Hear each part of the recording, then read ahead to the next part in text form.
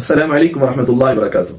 عزیز ساتھیو، رمضان المبارک کی جب 19 تاریخ تھی اس وقت ایک عظیم ہستی کے اوپر حملہ کیا گیا اور 21 رمضان کو ان کی شہادت ہوئی۔ یہ محبوب ترین ہستی حضور علیہ صلاۃ والسلام کی پسندیدہ شخصیت تھی۔ یہ حضرت حسن اور حضرت حسین کے بزرگوار تھے۔ یہ حضور علیہ صلاۃ والسلام کی لاڈلی بیٹی حضرت فاطمہ کے شوہر نامدار تھے۔ حضور علیہ صلاۃ والسلام کی گود میں پلنے والے یہ صحابی ہیں۔ عشرہ مبشرہ میں بھی ہیں، خلفائے راشدین کی اندر بھی ہیں، حیدر کرار ہیں، حضرت علی المرتضیٰ رضی اللہ تعالی عنہ ان کا نام نامی ہے۔ حضرت علی المرتضیٰ رضی اللہ تعالی عنہ کو اللہ نے وَأَقْضَاهُمْ عَلِي کہ سب سے زیادہ فیصلے اور بہترین حکمران جو ہے وہ حضرت علی رضی اللہ تعالی عنہ ہیں۔ حضرت علی رضی اللہ تعالی عنہ بہترین فیصلہ کرنے والے ہیں۔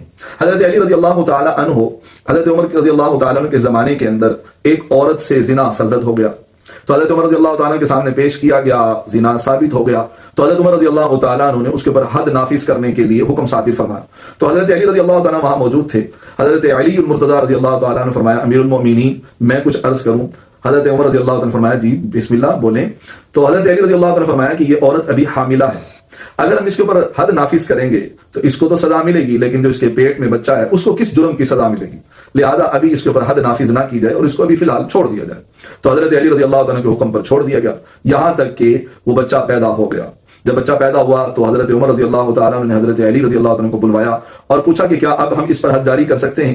تو حضرت علی رضی اللہ عنہ نے فرمایا کہ نہیں، جب تک یہ بچہ دودھ پی رہا ہے اس وقت تک اس کے اوپر حد نافذ نہیں کر سکتے۔